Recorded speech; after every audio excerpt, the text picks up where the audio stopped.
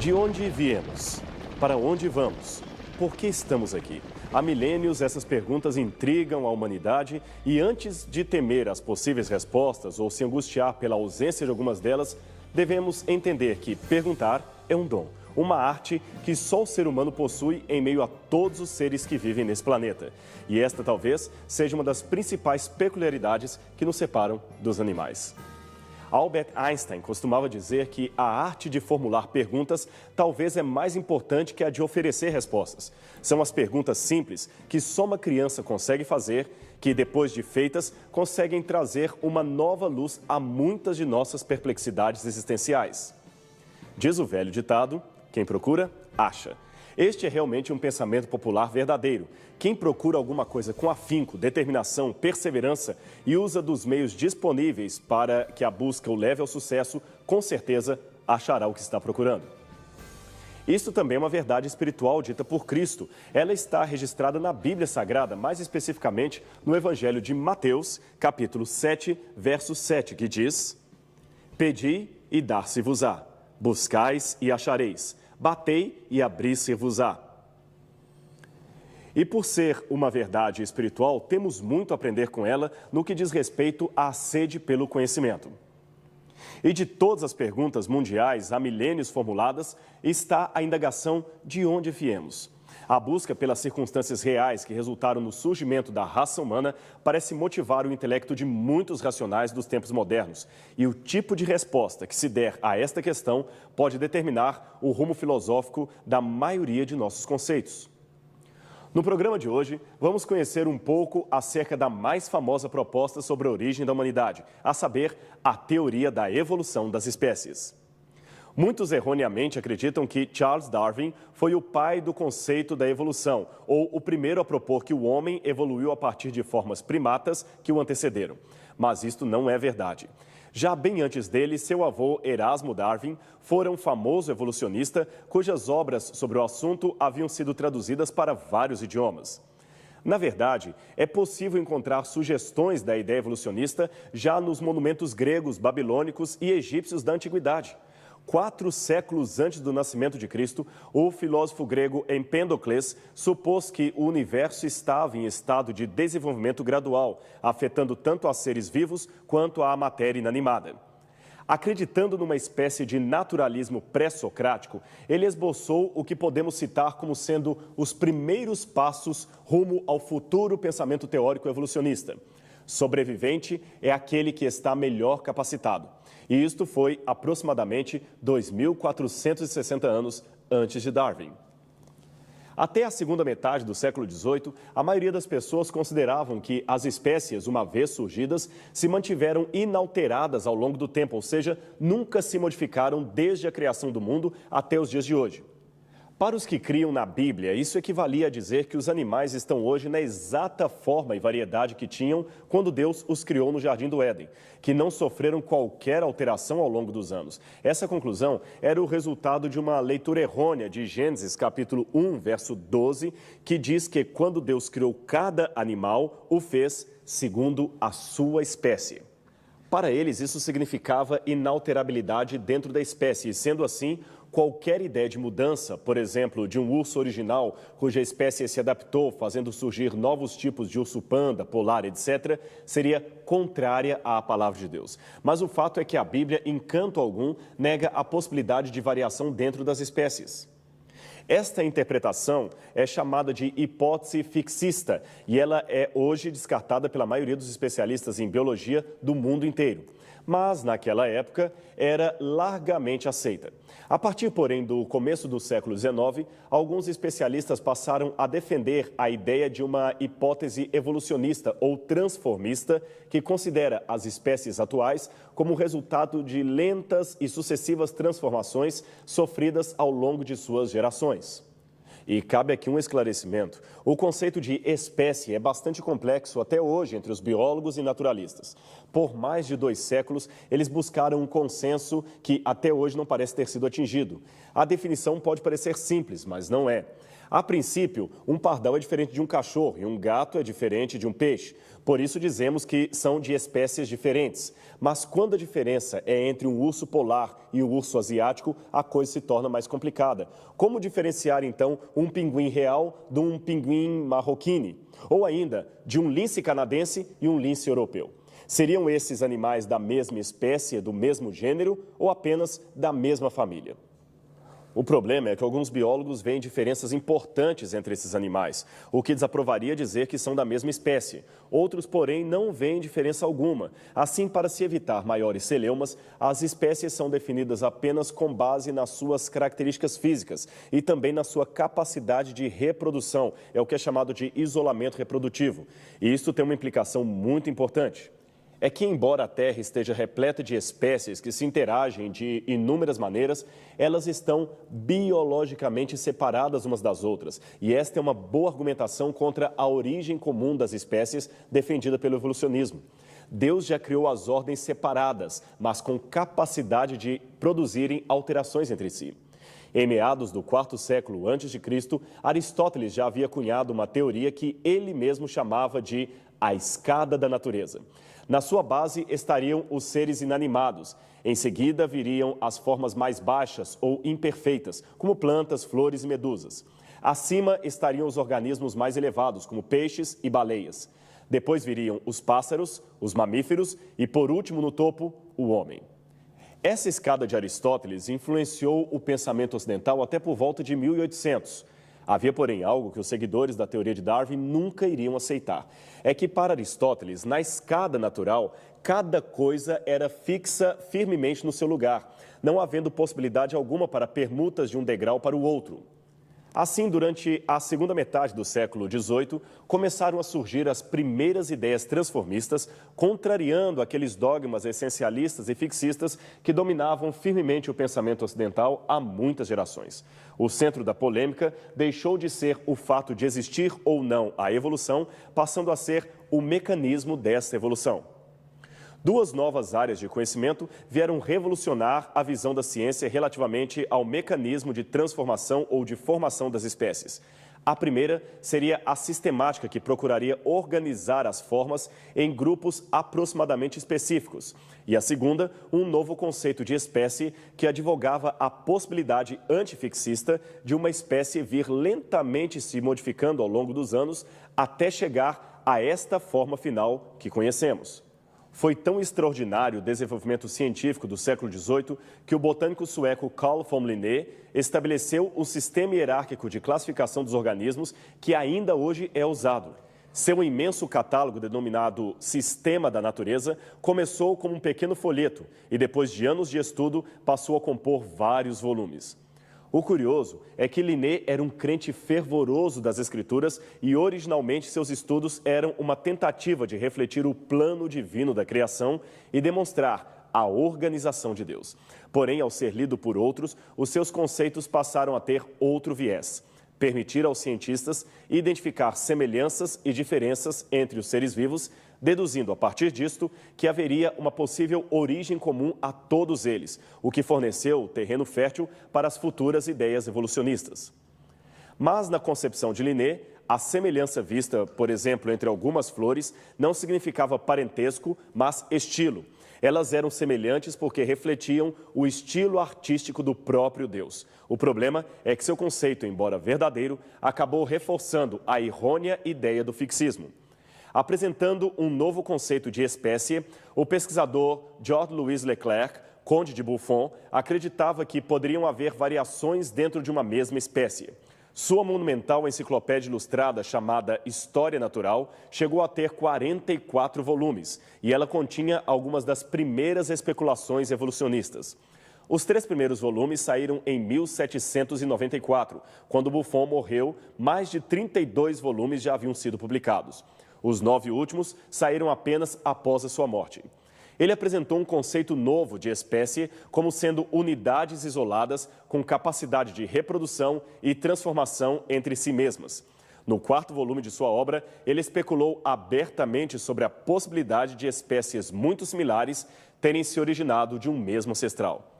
O próximo passo nessa jornada foi o desenvolvimento da paleontologia. Afinal, não raro havia o achado de fósseis, tanto por especialistas quanto por leigos. E esses estranhos animais encrostados em pedra sempre intrigaram as pessoas e também foram sempre envolvidos em mistérios. Na Idade Média, pensou-se que eram restos de dragões, obras de demônios ou um tipo de seres vivos criados por alguma força do inferno para enganar os homens. No século XVIII, porém, o estudo desses animais em pedra, reconhecidos então como fósseis, tomou ares de maior cientificismo e revelou a presença de espécies distintas em cada extrato geológico, espécies que não existiam na atualidade, contrariando assim a imutabilidade defendida pelo fixismo e abrindo margem para uma grande extinção em massa ocorrido em algum canto do passado. Em 1799, o naturalista Georges Cuvier, que também confessava crer no relato contido nas Escrituras, tomou a história bíblica do dilúvio como base para propor uma nova teoria, a hipótese do catastrofismo, que considerava o dilúvio bíblico como uma ocorrência múltipla e localizada. Para ele, foi uma série de cataclismos locais sucessivos, tais como glaciações, dilúvios, terremotos, etc., que teriam aniquilado as formas de vida pré-existentes em determinadas zonas geológicas, sobrevivendo a cada um desses cataclismos um novo povoamento com novas espécies vindas de outros locais. Deste modo, ele explicava a descontinuidade entre os estratos geológicos. Seguidores de Cuvier levaram sua teoria ao extremo ao acreditarem numa espécie de sequência de catástrofes globais que teriam destruído a totalidade das espécies da Terra, sendo depois repostas por novos atos da criação divina. Essa teoria, portanto, tenta encontrar um meio termo entre o fixismo, que considera correto, e as evidências fósseis encontradas. É uma ideia também bastante equivocada, que precisou ser revista, mas merece ser mencionada devido ao seu destaque na história do evolucionismo. Em 1809, o biólogo francês Jean-Baptiste Lamarck propôs uma hipótese sobre a evolução dos seres, onde argumentava que fatores ambientais novos podiam provocar o surgimento de modificações nos seres vivos que aumentavam a sua capacidade de adaptação e podiam ser transmitidas às gerações futuras. Ele era contra o fixismo e a sua teoria pode ser resumida em 4 pontos básicos. Primeiro, os seres vivos têm uma tendência natural para o progresso. Segundo, a evolução ocorre por sucessivas transformações em seus órgãos. Tais alterações acontecem pelo uso ou desuso do órgão. O uso constante do órgão se daria por necessidade do indivíduo adaptar-se ao meio ambiente. Terceiro, as formas de vida existentes se originavam de matéria não viva, numa forma bem simples, e gradualmente progrediam para uma forma ainda mais complexa. E quarto, os animais podiam transmitir aos seus filhotes as características úteis desenvolvidas durante o curso de sua vida. Lamarck ensinava que existe nos seres vivos um sistema nervoso, um fluido que age assim. Quando o animal usava demais uma parte do corpo, esse fluido aumentava o seu tamanho e passava para os descendentes. Se não usasse, esse fluido atrofiava o membro. Por exemplo, as girafas, de tanto esticarem o pescoço para comer frutos em árvores mais altas, ficaram daquele jeito. Do mesmo modo, temos os galináceos, cujas asas não servem para voar muito alto.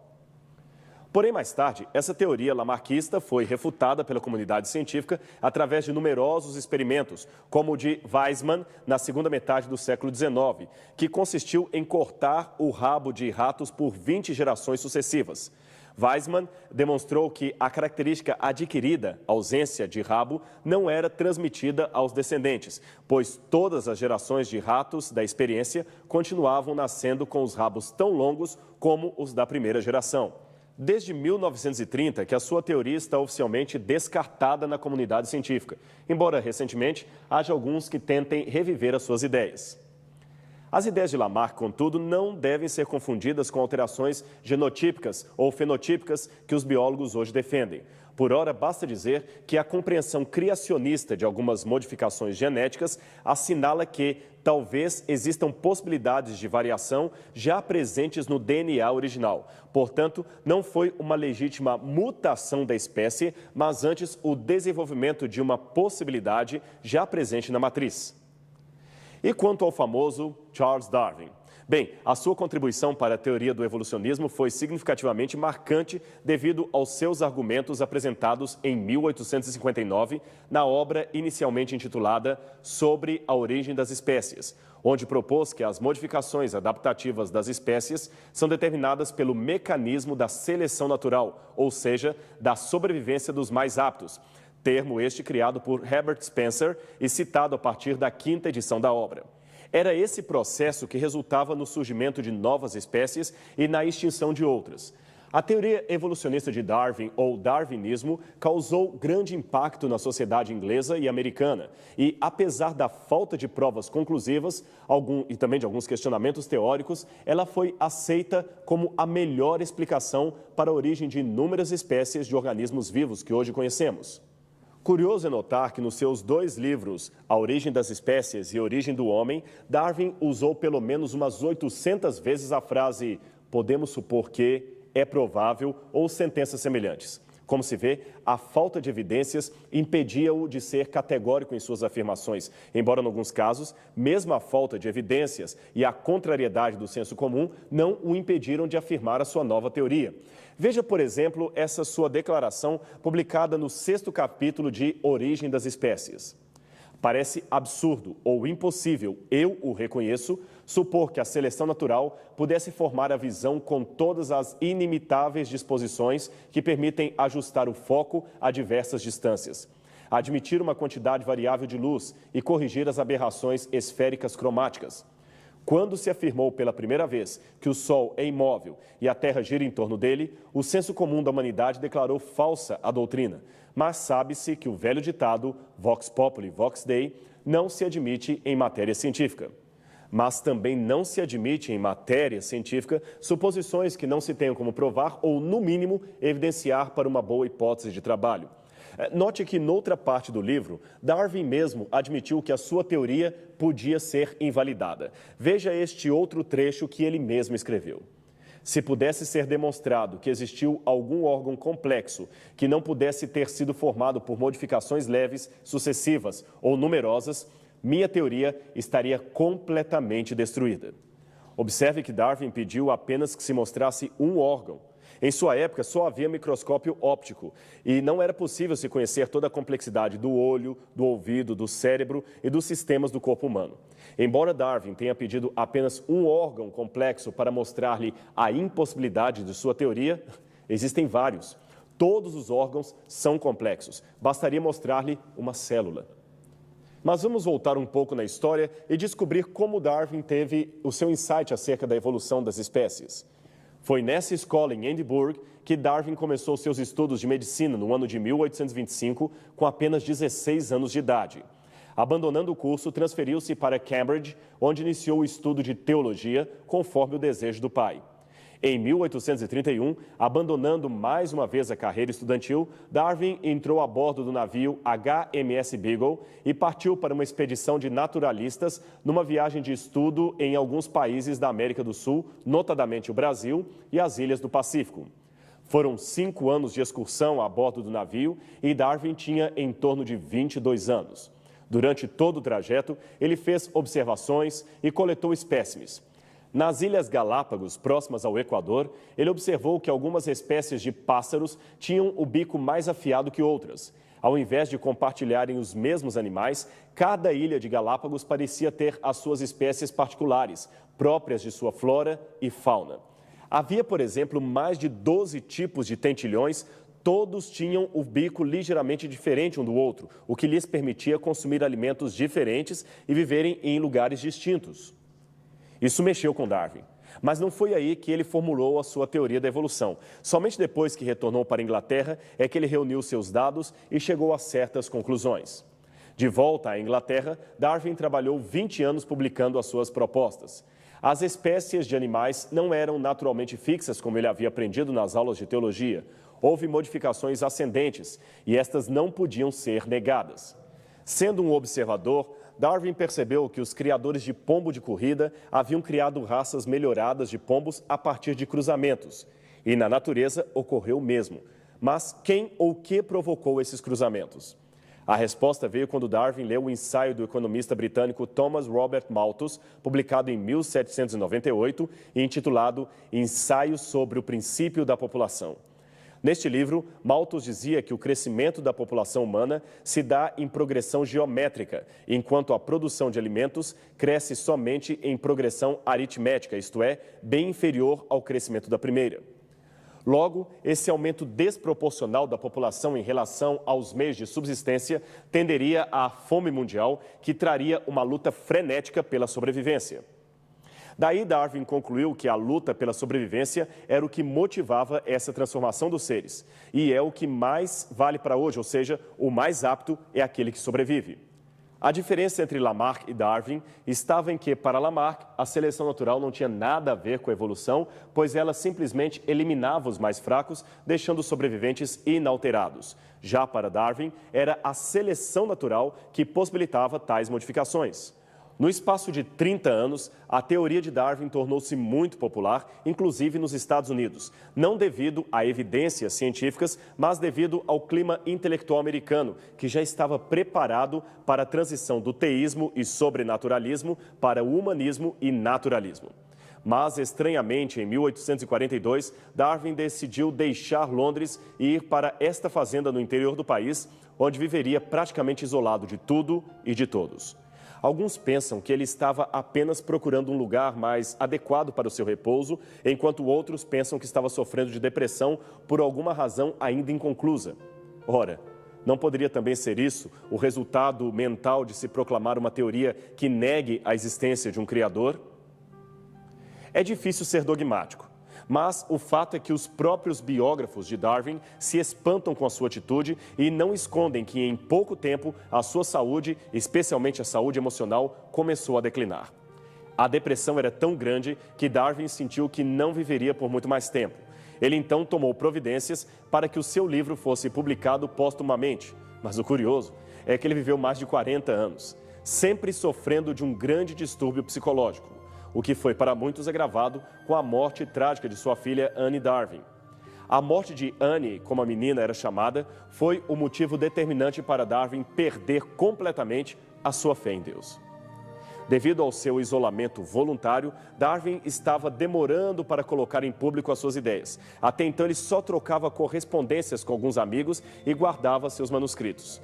Até que, em 1858, ele recebeu uma carta de Alfred Russel Wallace, naturalista que trabalhava no sudoeste da Ásia e que escrevera um livro com ideias muito semelhantes às suas. Para não ficar atrás, então Darwin publicou, em 1859, o famoso livro Origem das Espécies. Ao contrário do que é erroneamente divulgado, Darwin nunca se retratou de suas ideias, nem se converteu em seu leito de morte. Seus insights foram modificados num ou noutro aspecto, como por exemplo na corrente do neodarwinismo. Mas, em essência, eles continuam os mesmos até hoje e ainda influenciam a mentalidade moderna. Mas seria mesmo a proposta de Darwin a melhor alternativa que teríamos sobre a origem do universo e do próprio gênero humano? Podemos realmente dizer que o evolucionismo é a resposta definitiva para a pergunta de onde viemos? Portanto, não perca o nosso encontro, pois esse será o tema do próximo programa Evidências.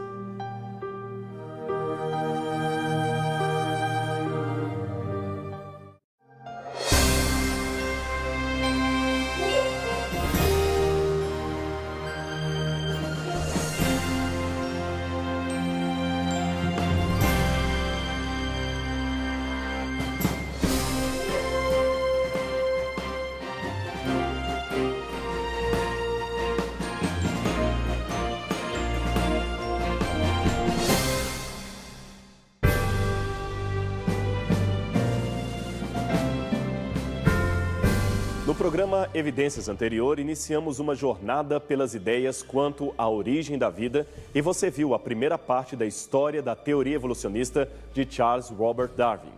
Verificamos os antecedentes da ideia evolucionista presentes nos escritos de seu avô Erasmo Darwin. Vimos a proposta de Lamarck quanto à transmissão de alterações entre os seres e, finalmente, acompanhamos o pensamento e propostas do próprio Darwin, um homem genial, mas infeliz, constantemente em lutas consigo mesmo. Ao final do programa, perguntamos se a ideia básica de Darwin, que ainda é ensinada em nossos dias, seria de fato inquestionável, se seria a melhor opção que teríamos para explicar a origem da vida. Este, portanto, será o nosso assunto hoje. É claro que as ideias originais de Darwin sofreram modificações, atualizações e adaptações no meio acadêmico moderno.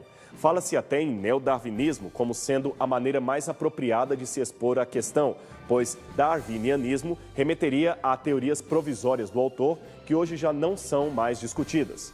Bem, seja como for, as bases evolucionistas lançadas por este explorador inglês no século XIX ainda continuam correntes em muitos setores da pesquisa ao redor do mundo. E alguns a apresentam como se fosse até um dogma religioso, talvez passivo de novas compreensões, mas impedido de ser questionado, principalmente nas bases de sua pressuposição. Veja o tom dogmático com que alguns acadêmicos defendem a teoria da evolução. Sir Julian Huxley, neto do famoso evolucionista Thomas Henry Huxley, que fora amigo pessoal e colaborador de Charles Darwin. Ele declarou o seguinte por ocasião do centenário do livro A Origem das Espécies. O primeiro ponto a destacar com relação à teoria de Darwin é que ela não é apenas uma teoria, mas um fato. Nenhum cientista sério poderia negar o fato de que a evolução ocorrera. Seria como negar que a Terra gira em torno do Sol. Richard B. Goldsmith, professor da Universidade de Berkeley, na Califórnia, declarou na revista American Scientist que a evolução do mundo vegetal e animal é considerada por aqueles com capacidade de discernimento um fato do qual não há necessidade de provas adicionais.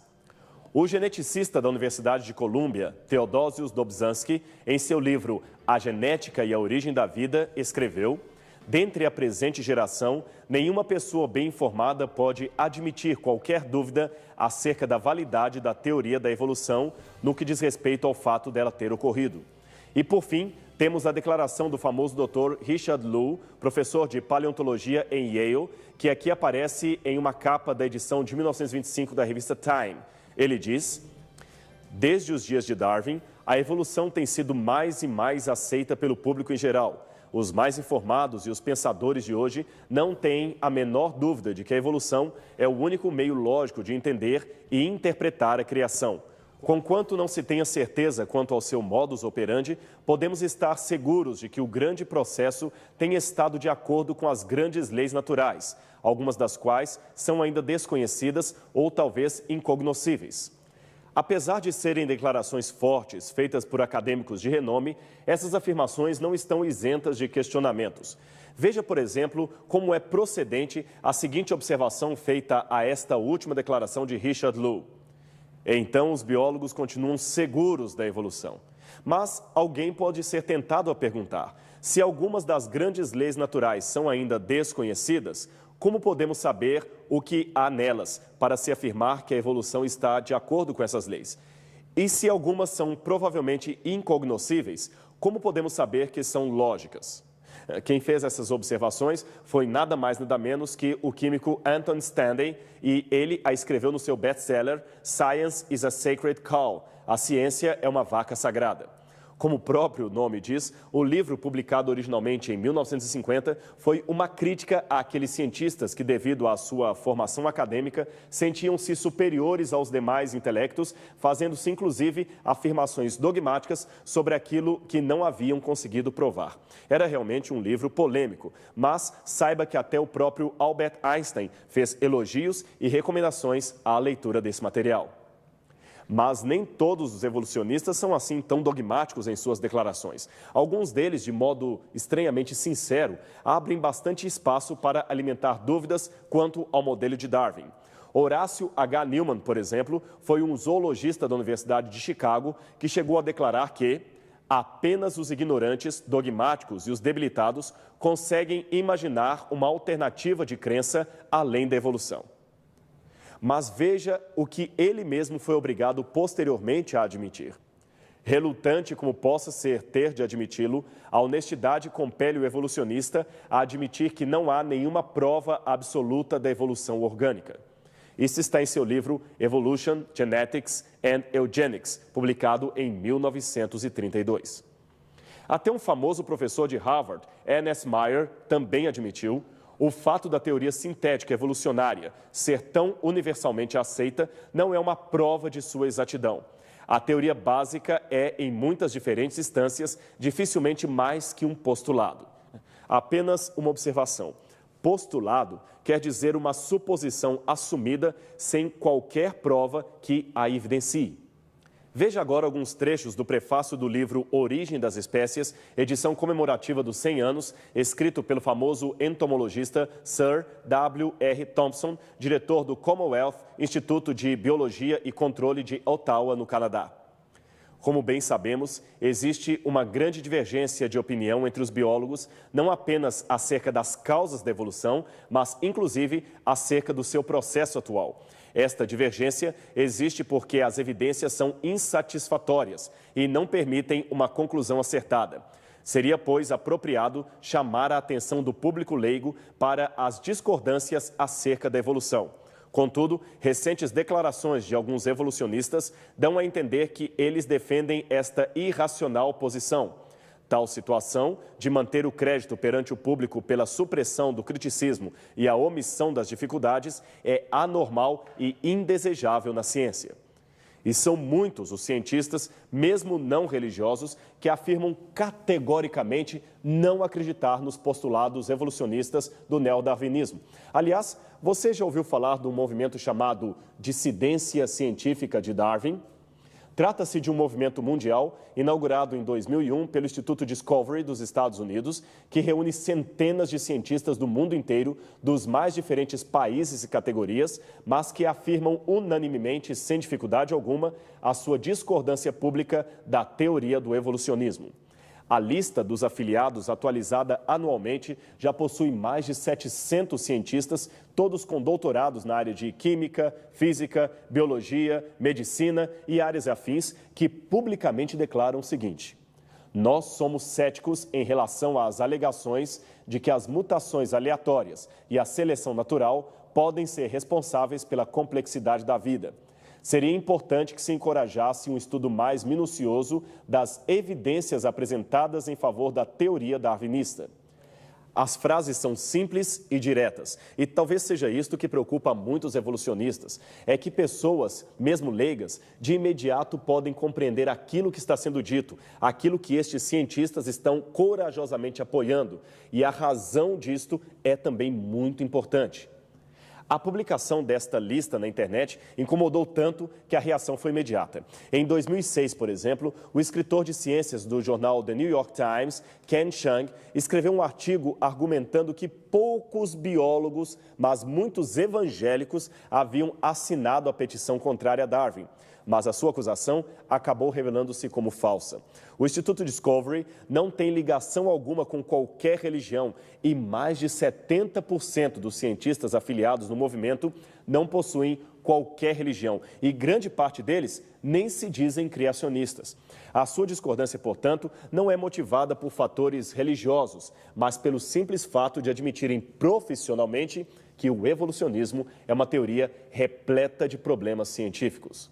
Dentre os signatários da lista estão muitos professores ou pesquisadores em importantes universidades e instituições de pesquisa ao redor do mundo, tais como o Instituto de Tecnologia de Massachusetts, o Instituto Smithsoniano de Washington, a Universidade de Cambridge, a Universidade da Califórnia, em Los Angeles, a Universidade da Califórnia, em Berkeley, a Universidade de Princeton, a Universidade da Pensilvânia, a Universidade Estadual de Ohio, a Universidade da Geórgia e a Universidade de Washington. Só para citar alguns dos poucos proeminentes que também fazem parte da relação anti-evolucionista do Instituto Discovery, temos, por exemplo, o Dr. Philip Skell, membro da Academia Nacional de Ciências dos Estados Unidos, o Dr. Lyle Jensen, membro da Associação Americana para Avanço da Ciência, o Dr. Stanley South, catedrático de Biologia Evolucionista e vários autores de livros didáticos, como, por exemplo, o Dr. Richard von Sternberg, também catedrático de Biologia Evolucionista e membro do Instituto Smithsoniano, além de ser pesquisador do Centro Nacional de Informações e Biotecnologia do Instituto Nacional de Saúde dos Estados Unidos. Ah, e tem mais. O Dr. Giuseppe Sermonti, editor da Revista de Biologia, o mais antigo periódico do mundo sobre biologia, ainda em circulação, e o Dr. Levi Belosov, embriologista da Academia de Ciências Naturais da Rússia. Viu como o evolucionismo está longe de ser um consenso? Mas por que isto não é tão divulgado pelos meios de comunicação em massa? Bem, das muitas respostas que se poderia dar, esta assinada pelo matemático e filósofo Dr. David Berlinski, um dos signatários originais da lista e pesquisador do Centro de Ciência e Cultura do Instituto Discovery, parece ser muito bem apropriada. Ele diz o seguinte: a teoria da evolução de Darwin é o grande elefante branco do pensamento contemporâneo. Ela é volumosa, quase completamente inútil e objeto de veneração supersticiosa. De fato, terminar com uma ideia que se tornou dogma não é um exercício nada fácil. Veja a questão dos macacos, por exemplo. A princípio, Darwin não disse quase nada a respeito do lugar do homem em sua teoria evolutiva. Apenas escreveu que a luz será lançada sobre a origem do homem e sua história. As implicações, no entanto, eram claras. Os humanos tinham evoluído de outros animais. E os animais que eles tinham em mente, ou pelo menos os seus leitores assim concluíram, eram os macacos. 2 anos após a publicação de A Origem das Espécies, o explorador francês Paul Belloni du Chaillu, que chegara recentemente da África, montou uma exposição de gorilas empalhados em Londres. Era a primeira vez que gorilas, vivos ou mortos, eram mostrados fora da África. Muitos visitantes se chocaram com a ideia já popular de que os seres humanos podiam ter qualquer conexão biológica com aquelas criaturas. Então, em 1871, Darwin publicou o livro A Origem do Homem, no qual defendeu publicamente não que o homem fosse descendente direto do macaco, mas que ambos tinham um ancestral em comum, talvez até uma espécie de símio primitivo, e que todas as características humanas evoluíram numa sequência de passos graduais. Aqui Darwin procurou mostrar que até a inteligência humana é fruto da seleção natural e como ela teria surgido. Bem, de acordo com Darwin, ela era fruto de mudanças no estilo de vida. Os ancestrais comuns do ser humano e do macaco habitavam em árvores, mas gradualmente se mudaram para o chão. Andar sobre 2 pés liberava suas mãos para manipular objetos e, posteriormente, fazer ferramentas. Este foi o ponto de partida para a inteligência por seleção natural. Contrário, porém, a este insight, sabe-se hoje que a linguagem humana só pode ser derivada de aprendizado. Ela nunca surge espontaneamente, logo é uma potencialidade racional, não uma qualidade instintiva, como um latido de um cachorro ou o grunhido de um porco que não demandam aprendizado. E, sendo assim, a pergunta óbvia que se faz ao evolucionismo é: se a linguagem só surge por aprendizado, como o suposto ser humano primitivo aprendeu a falar? Quem lhe ensinou a linguagem? Explicar a origem da fala e da comunicação verbal nesta teoria é realmente um desafio. E tem mais. Embora seja verdade que certos grupos de animais atacam os mais velhos ou matam os filhotes, também é verdadeiro o instinto materno de preservação de filhotes e o cuidado que alguns animais demonstram com outros companheiros que estão feridos ou impossibilitados de sobreviver por conta própria. Se a sobrevivência do mais apto fosse uma regra áurea do mundo animal, muitas raças mais simples já teriam desaparecido. Mas a solidariedade parece contrariar esse princípio básico do evolucionismo darwinista. Como explicar, com base na seleção natural, uma tigresa do zoológico da Califórnia que resolveu adotar um filhote de porco? Ou este bulldog que salvou e criou um cordeiro que estava machucado? Ou ainda esta cadela de caça que encontrou e adotou um filhote de jaguatirica numa mata a 500 quilômetros de São Paulo. Um outro problema com o qual esbarra o pressuposto evolucionista de Darwin é a falta de fósseis que corroborem com sua teoria. Afinal, se houve um ancestral comum entre o homem e os macacos, ou se o Homo sapiens surge mesmo por um processo de etapas evolutivas, onde estão os fósseis de transição? Bem, vamos voltar um pouco na história da teoria da evolução. O primeiro fóssil de um ancestral supostamente humano foi descoberto em 1856, 3 anos depois de Darwin publicar A Origem das Espécies. Trabalhadores de uma pedreira no Vale do Neander, perto de Düsseldorf, na Alemanha, acharam numa caverna um esqueleto que parecia humano, mas era muito diferente. Os ossos das pernas eram curvos e os dos braços sugeriam uma estrutura muscular muito forte. O crânio era achatado e seu tamanho sugeria um crânio de um homem adulto, com cerca de 1.400 centímetros cúbicos. Acima das órbitas oculares, porém no lugar onde ficariam as sobrancelhas, havia uma saliência muito grande que nada tinha de humana. O homem de Neandertal, como o fóssil foi batizado, foi considerado o elo perdido entre os símios e os humanos, e réplicas de como eles seriam foram espalhadas por museus de todo o mundo. Em 1891, porém, foi encontrado na ilha de Java, na Indonésia, restos fósseis de um ser bem mais primitivo, com um cérebro de apenas 860 centímetros cúbicos. O homem de Java, como foi chamado, era o Pithecanthropus erectus e hoje é identificado como o Homo erectus, uma espécie anterior ao homem de Neandertal. Em 1924, as origens humanas recuaram ainda mais com a descoberta do Australopithecus africanus, literalmente macaco do sul da África, o primeiro ser intermediário entre o gênero Homo e os ancestrais símios, encontrado em uma caverna de calcário na África do Sul. Ele tinha o crânio de um macaco, mas mandíbulas e dentes mais parecidos com os dos humanos, e o mais importante, era bípede. O grande problema é que, embora esses exemplares históricos ainda sejam usados por muitos como evidência do evolucionismo, o tempo mostrou que se tratava de falsas pistas. O homem de Neandertal, para começo de conversa, já não é mais considerado um ancestral dos seres humanos. Aliás, os próprios evolucionistas assim chegaram à conclusão. Ele seria apenas um parente distante. Segundo estudos feitos por uma junta de cientistas alemães, americanos e franceses, a partir do DNA mitocondrial, os fósseis encontrados na Bélgica descartam a ideia de que os neandertais pertenceriam de fato à linhagem humana. E o curioso é que era esta uma das principais evidências apresentadas a favor do evolucionismo.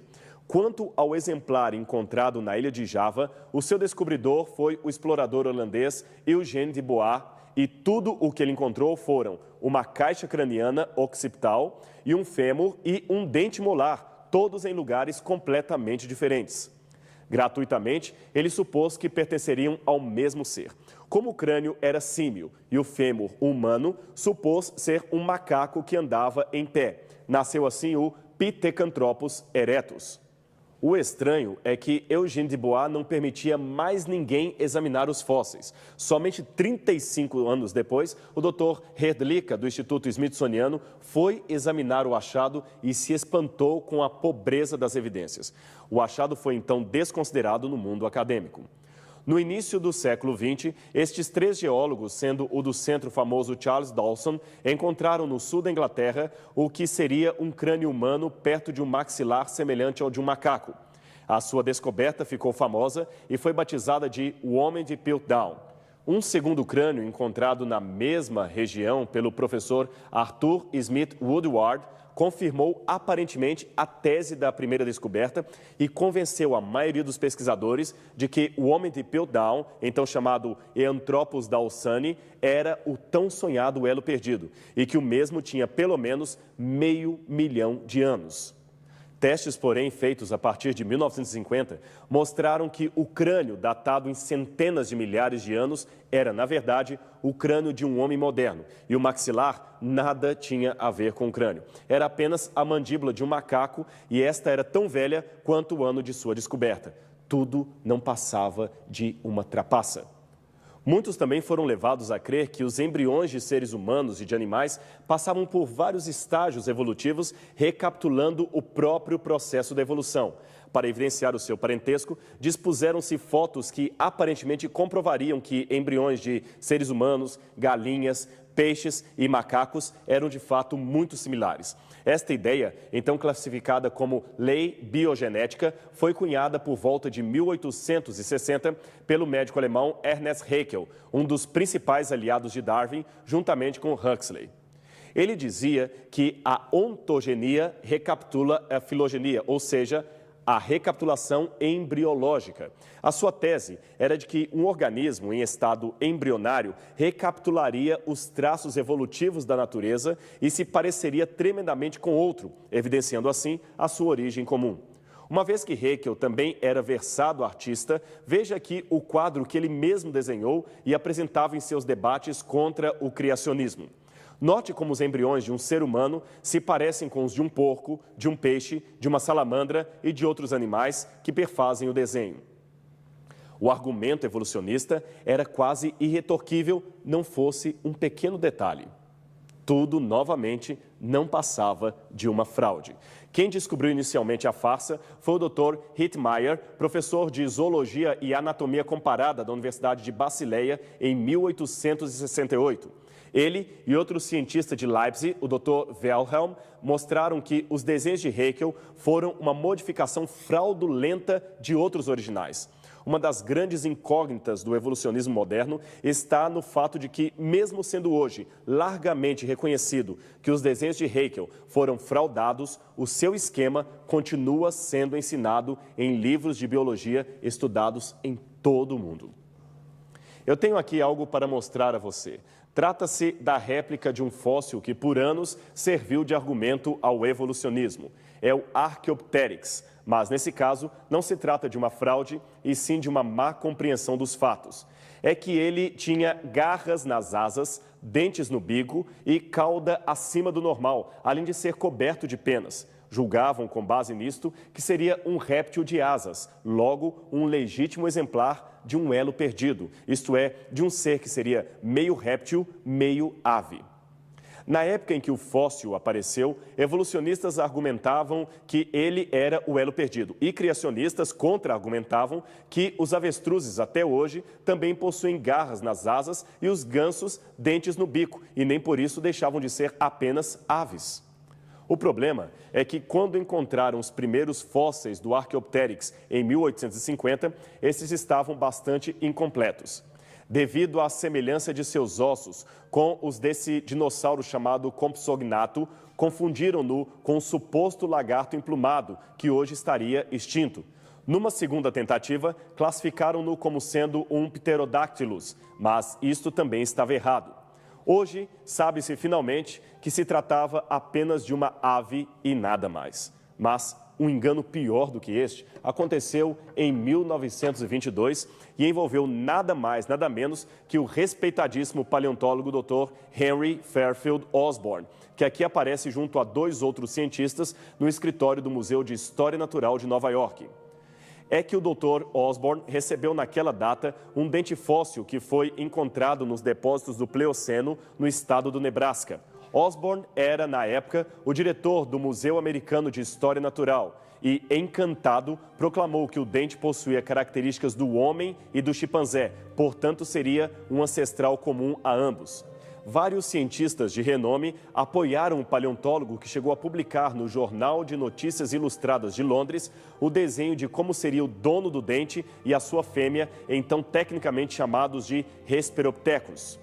Este dente suscitou debates e, num deles, o mesmo foi mostrado como sendo uma prova cabal e irrefutável da ascendência animal do homem. O problema é que, em 1927, outras partes do esqueleto foram encontradas e descobriu-se que o dente era de um porco. Hoje, o mesmo museu mostra orgulhosamente a reconstrução em resina de Lucy, uma Australopithecus que, segundo supõe-se, seria a verdadeira ancestral da raça humana. Mas seu esqueleto também está fragmentado e já existem vozes como a do antropólogo Michel Cremo, autor do livro Hidden History of the Human Race, A História Secreta da Raça Humana, que discordam da interpretação de Lucy como legítima ancestral humana. Bem, para quem sabe ler, um pingo é letra. Esperamos que estes exemplos o levem a uma visão mais crítica daquilo que comumente se diz.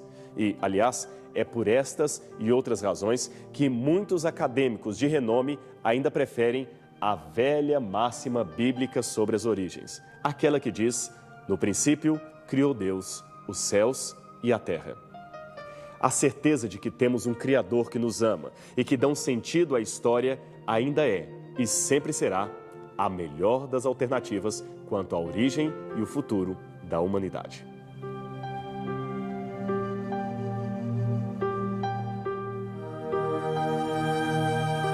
Chegamos ao final do programa e se você ainda não chegou a uma conclusão sobre aceitar a evolução, aceitar a criação, quero oferecer para você essa revista, é a revista Princípios. E aqui aparece, entre outras coisas, a ciência dos princípios. Existe um capítulo dedicado justamente a este pensamento. Um dos capítulos diz assim, é uma pergunta, ciência e Deus combina. E aqui aparecem diversos pensadores, entre eles Louis Pasteur, Leonardo da Vinci, Copérnico, Isaac Newton e tantos outros mais, o seu pensamento sobre esses assuntos. Também traz aqui o pensamento de Darwin, obviamente, e o pensamento criacionista. Eu quero oferecer essa revista para você, a revista Princípios, totalmente de graça. Você tem apenas que mandar um e-mail para mim.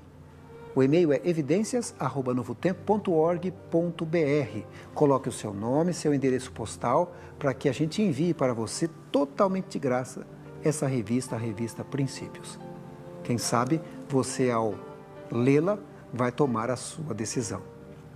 Próxima semana a gente volta com mais um programa Evidências, sempre em busca de fatos que comprovam a veracidade da Bíblia Sagrada. Até lá. Este programa tem o apoio cultural do NASP, Centro Universitário Adventista de São Paulo, em parceria com a TV Novo Tempo.